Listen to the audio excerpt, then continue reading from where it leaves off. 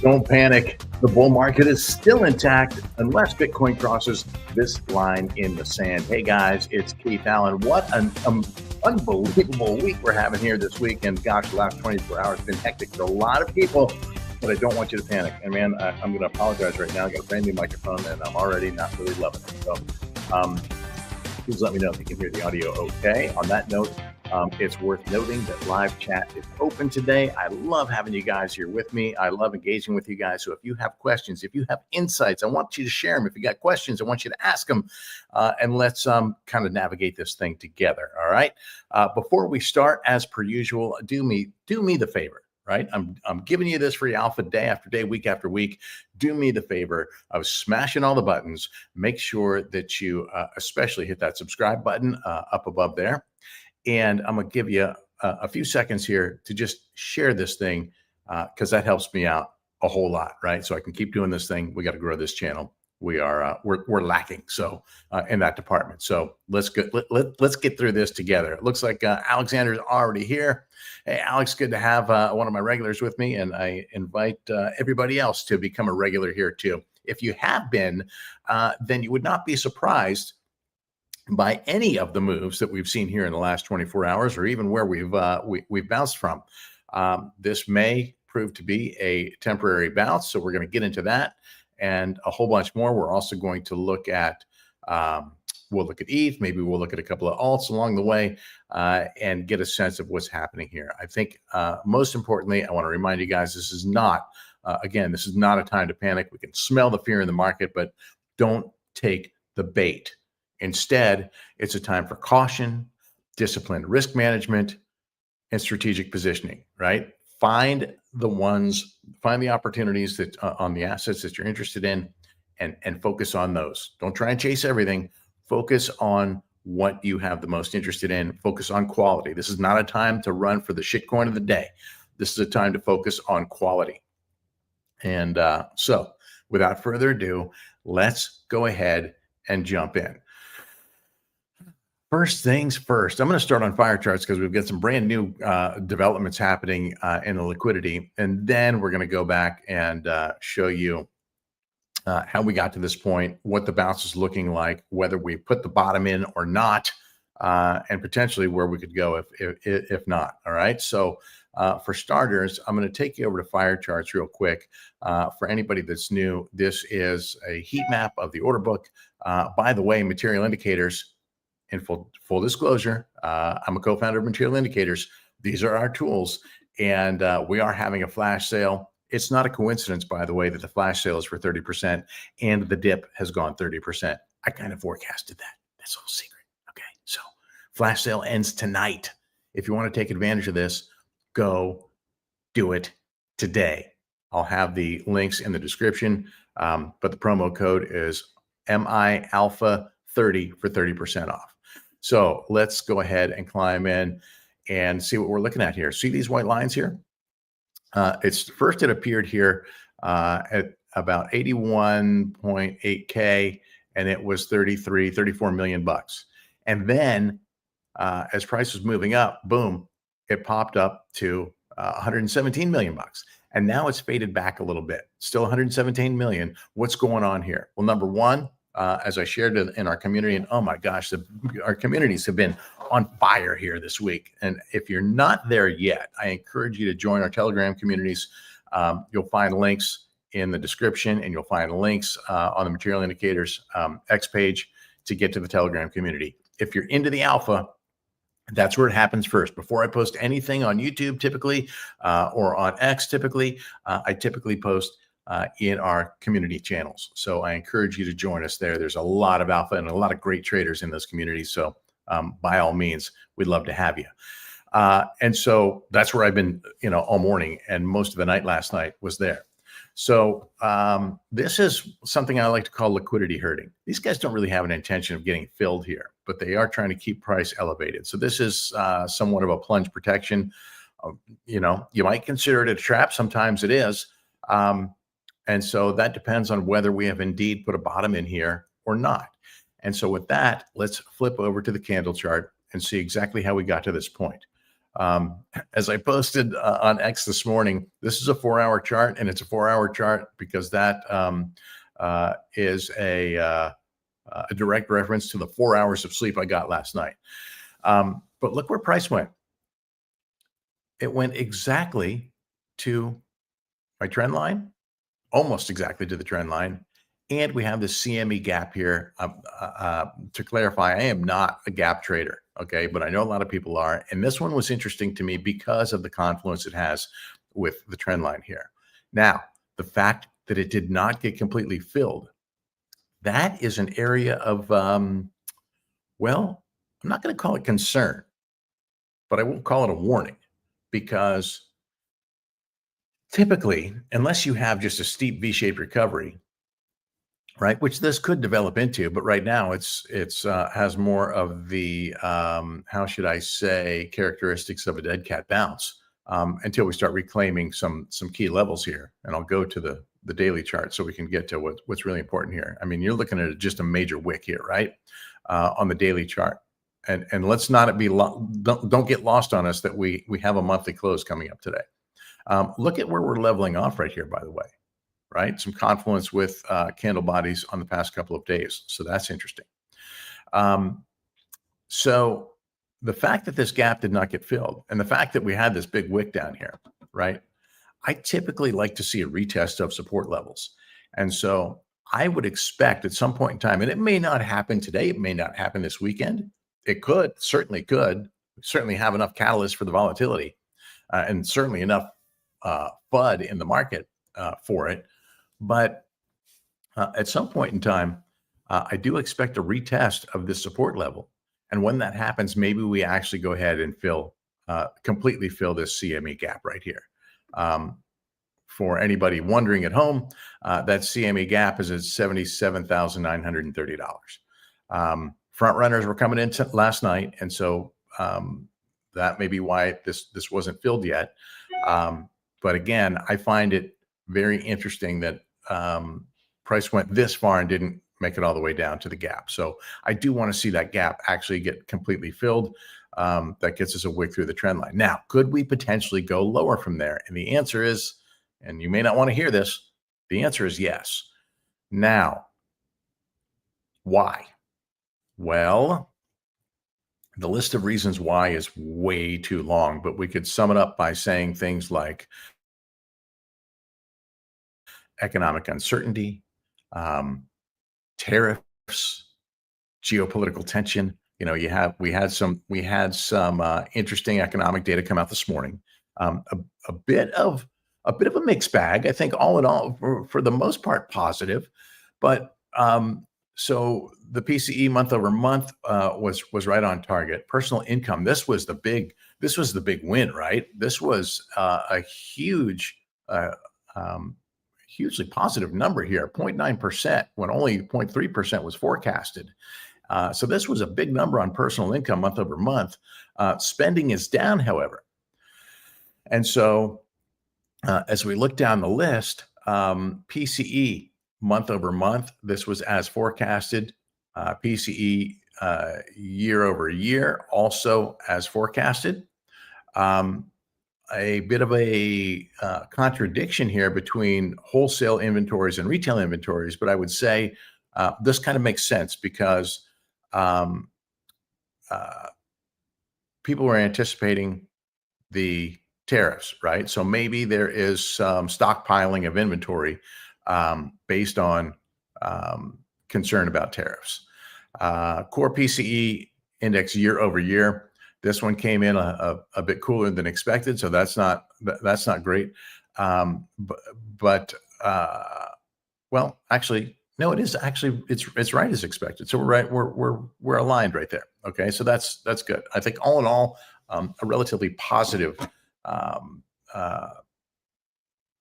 economic report. But of course, there's always more to come, and in the coming days and weeks, we have for next month, especially, right?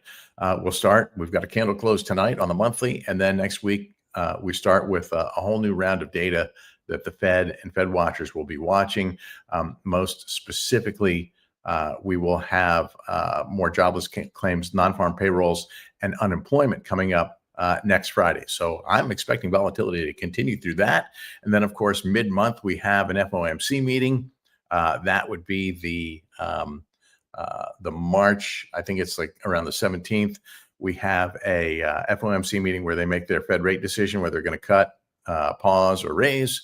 At the moment, there's not a lot of indication that we're going to see a cut coming yet, but obviously the market always anticipates what's happening there. So let's just confirm when that is while I'm at it, right? I'm pretty deep into this thing, so let's see if that shows up here. FOMC. I thought it was mid-March. Oh, here it is. It's rate decision coming up on the 19th. So it's Wednesday the 19th. That's pretty deep into the month. So that's, that basically means we could see a lot of volatility through the month of March as well. Alexander's is waiting on 77K, and I'm assuming that coincides with where the CME gap is. We had initially drawn some lines down here in this range around this 75 to almost 77K range, and that's certainly a viable target, right? That could possibly happen. We did have a little bit of consolidation there, but I'm going to explain to you why we could see things go even lower, and I'll tell you why. This is not what anybody really wants to see. I really feel that this trend line, which goes all the way back to really September 2023, this to me is the strongest level of foundational support on the chart. So I think this would be just really the strongest place we can bounce from. And the bounce that we're having right now may or may not develop into the actual real total bounce. Now, there's some positive signs here that conflict a little bit with what's on the date on the other. Excuse me. We have a conflict between a negative sign here on the daily chart and a positive sign on the weekly chart. One is this death cross between the 50-day moving average, that's the red one, and the blue 100-day moving average. Right. This will indicate a continuation of this downward momentum, even though it is indeed a lagging indicator. But on the weekly, we're still unwound here. Okay. Green is the 21, red is the 50, blue is the 100, purple is the 200-week moving average. These all look good to me, very solid. So there's that. But in terms of where we could potentially go, as I had shown you guys on another chart here, we have, you'll notice it's in orange, by the way, the election day Trump pump, which obviously has been broken now, right? And so I had expressed to you guys on many occasions that I felt, and this was pre-election, I felt that if the Republicans won the election, that we would see, because of Trump being a crypto-friendly candidate, that we could see a price spike. We could see a pump on crypto, followed by a correction, and then things would consolidate, and then Bitcoin would return to its normal trajectory. Likewise, I felt like if Harris won, then we would see a dump, a consolidation, and then Bitcoin would return to its prior trajectory. In other words, all of the political noise was just that, and price is likely, Bitcoin's going to do what it does regardless of who's president. So with that in mind, that could bring a retrace. As you can see, these are quarterly levels, by the way, open and closes. We could, and there's nothing left here because this is only from 2020, 2024, 2025. We could see a full retrace here. And where would that take us? Guess where that takes us, folks? That takes us exactly to where this party started. If we go back to our regular chart, I have shown you guys more times than I care to count how much resistance we had at this 69K level. And here's why that's important. Well, the whole market was saying 70,000, 70,000, 70,000. 70,000 was not a technical level. 70,000, in my opinion, was a psychological level. 69K was the 2021 top. It served as resistance for years until we started engaging with it, and we had rejection after rejection, fake out after fake out. I mean, dozens and dozens of times. When did we break out from that? Well, guess what? It was November 5th, election day, beginning of the Trump pump. So we could conceivably see a full retrace where, we could argue that, if we break this trend, we're done. Given the current environment, I would say that this is my line in the sand. Okay. Because it's conceivable. Yes, there's some consolidation support here in this 75, 76K range, but not a lot. Even less than we had here at this 69, at this 86K level, and we obliterated that. So imagine we have a full retracement here, right? And then guess what? And then Bitcoin gets right back on the trajectory it was on. So don't rule that out at all as a possibility. Now, do you want to take this ride all the way down? That remains to be seen. It depends on your approach and your strategy. I would tell you that I have dollar cost averaged my way into a position dating all the way back to the FTX crash back in 2022. All right. So I have little entries from down here in this 15K range, a little bit from up here, a little from up here, a little from up here, et cetera, et cetera. Did I hold as much as I wish I had from down here? I'm not going to pretend that I did. I did not. Right. I have very little from down in this range because I thought we were going to see more degradation.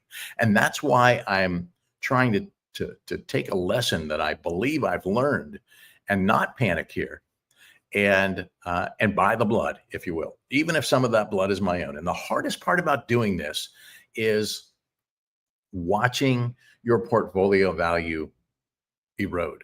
Okay. Nobody likes seeing that happen. So if you sold some at the higher levels, congratulations. I applaud you on that. And you're looking for your opportunity to buy back in.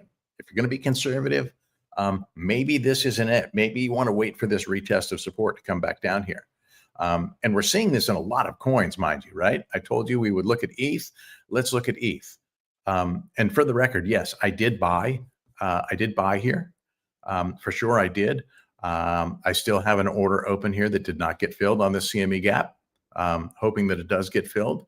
And I do have bids placed here in case we do take that trip. So I've saved some powder for that. Likewise, ETH, and this is not something that I trade very frequently, but I do have a position that's been underwater, and I saw this as an opportunity to dollar cost average my way into a better position. I mean, looking at the amount of time that ETH has spent at this level, I think this is a pretty good spot. Whether we fully recover from here or not, I think this is a pretty good spot to dollar cost average from. So I did pick up a little bit here in this range. I could certainly see that getting overshot, but I don't have the same knowledge or confidence in ETH that I have in Bitcoin. So if things go too much lower from here, I'm going to cut that position. Alex is asking, by the way, guys, let me know how the audio is, because this mic sounds a lot different to me than the one that I used to use. We did a day or two with no mic at all. I was just using the computer mic, but please drop a comment and let me know if this sounds good or if I need to keep my microphone shopping going. So how do you see total in weekly? There is a way down, right? Well, let's see. I do have that chart up here if you're talking about total 3.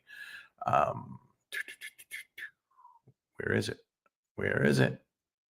Here we go. Yeah, way down. Total 3, that's the purple one. That is, for anybody who doesn't know, it is pretty much all assets excluding Bitcoin and ETH. So it's pretty much the altcoin market, shitcoins, memes included. USDT dominance on the rise here, right? This is safe haven. But remarkably, Bitcoin has held surprisingly well, even though it dipped below this RS flip line, still held 60% or higher. And so it's now bouncing back up a bit. But until USDT dominance starts to erode, we still have a lot of fear in the market. That's a sign here, and you can see that total 3 is just getting hammered here, right? Let me clear some of these others out. So let me just clear Bitcoin dominance out for a second, so you can see total 3 alts are getting beat up, bad. So that's not the safe haven, but there are some fantastic opportunities. One that I like and unfortunately missed was a chance to pick up some more Litecoin down here. I did get shaken out on Litecoin yesterday. I continue to not make great decisions. I've done well on Litecoin. I have I think I bought it from down in the mid to upper 80s. I sold it in the 120s. I have bought back in and sold a couple of times. And yesterday I had dollar cost average my way into a position. And when I saw this dump coming, I was like, you know what? I don't want to give back everything I just made. And I want to be able to reinvest that powder into something else, potentially Bitcoin or better Litecoin position. It didn't make it down to as far as I was hoping. I thought we might get just a crazy wick down here to the 91 level. Hasn't happened. Doesn't mean it can't. And if we get that retest on support and Bitcoin breaks through that trend line, then we could see the rest of the market drag down with it. So I still have a bid down here, but I may reevaluate this one. That was a slightly below break even deal for me yesterday on that. Now, noticing, of course, we have some trend precognition signals. We have a monthly signal coming up. Well, potentially a monthly signal coming here at the candle close. And I can tell you that just looking at the A1 algo down here, that's the one with the line and the dots. We have a good chance of seeing a down signal here, which would indicate that we're topping on the month for Litecoin. On Bitcoin, let me go to a trend precognition chart and see if we can hone in on that a bit. Oh, and another level I want to share with you as well. I'll get back to you on that one here. So trend precognition on the, let me turn it on. So on the daily trend precognition, as you can see, we got the signals that things were not looking good up here, right? So that was fantastic. This indicating the bounce that we have today. On the weekly, which obviously we have that coming up on Sunday, we have what I don't know why this didn't show up on my other chart. I think I had something confused here. But we see I need to double check these moving averages and make sure that they're set right. But I'd love to see this. Actually, I don't think those were wound up at all on the weekly. Was that different on this chart?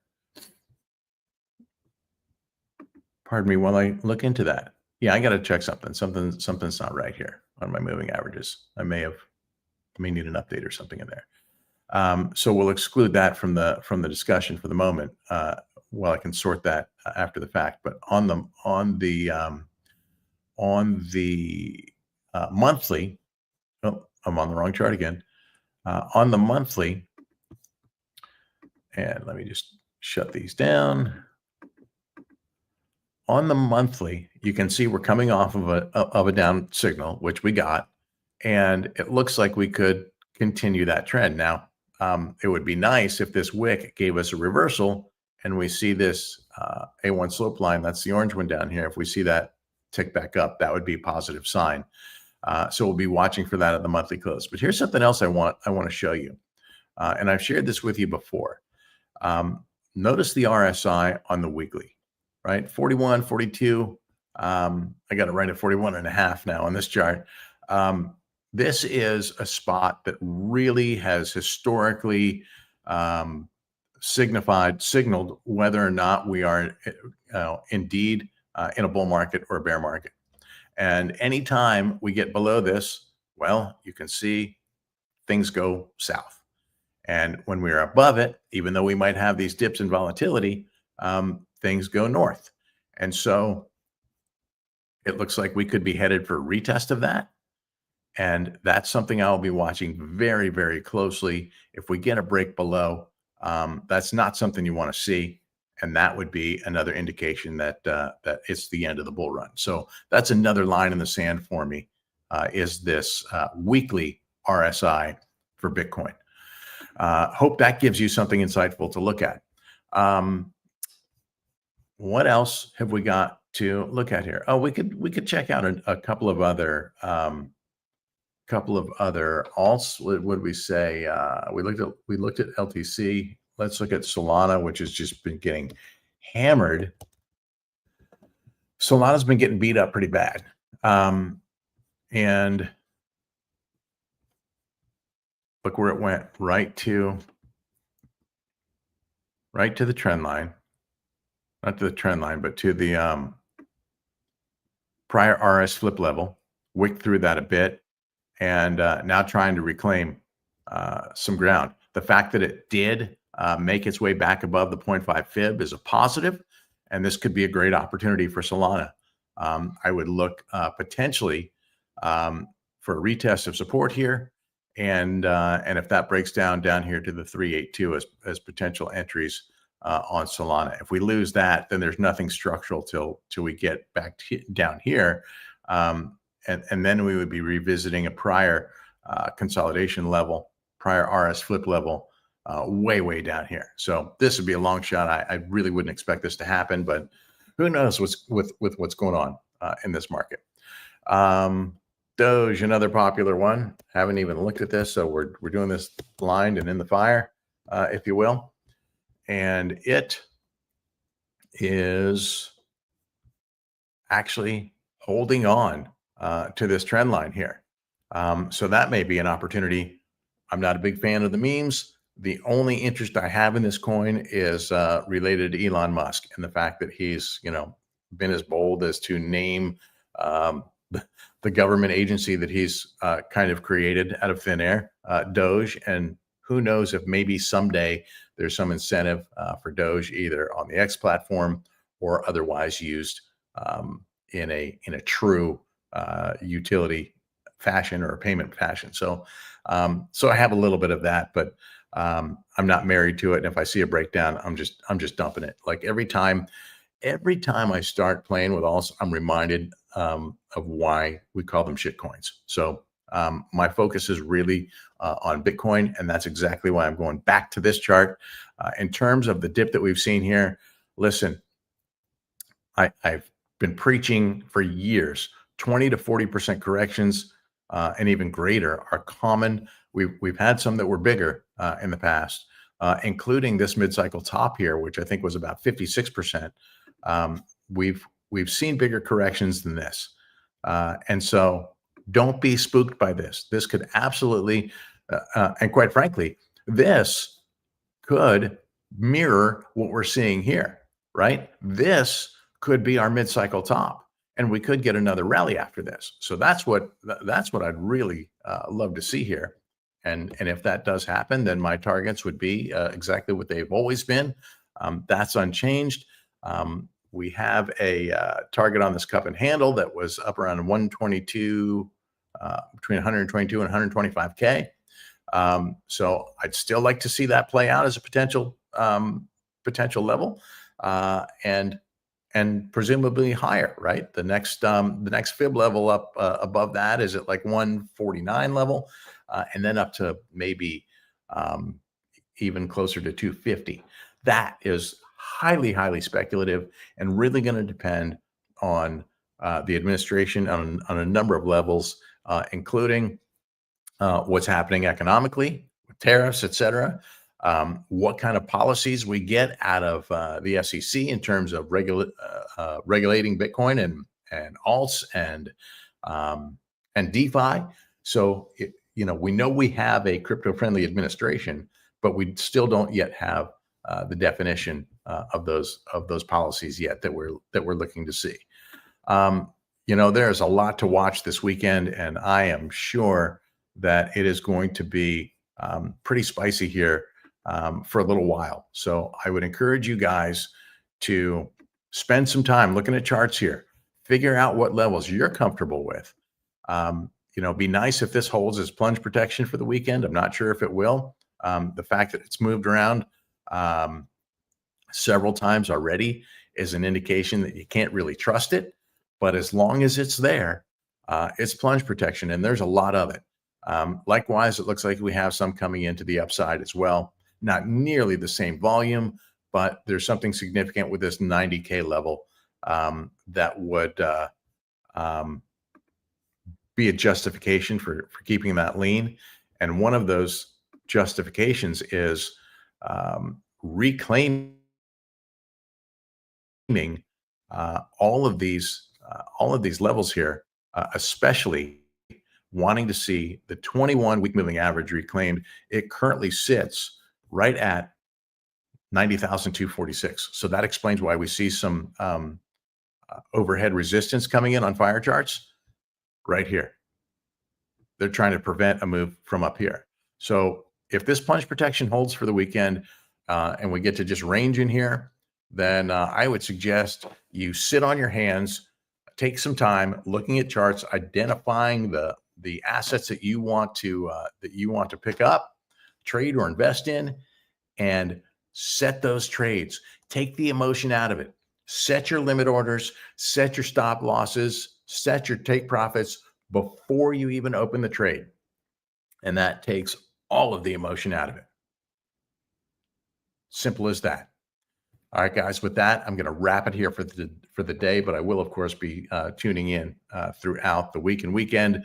If I see anything major developing, I'll do my best to keep you updated. Again, flash sale at Material Indicators going on right now. Final day is today, right? So this ends at midnight. If you want to take advantage of it, I encourage you to head over to materialindicators.com. Yeah, I posted this. I think last night. Bitcoin's having a flash sale. ETH is having a flash sale, and so are we. 30% off. My Alpha 30 at checkout for 30% off. Links are on the X page and in the description of the YouTube video as well. Thanks again, guys. I appreciate the support. Have a fantastic weekend. I hope you do spend a little time away from screens doing something you love with the people you love. And that's a wrap.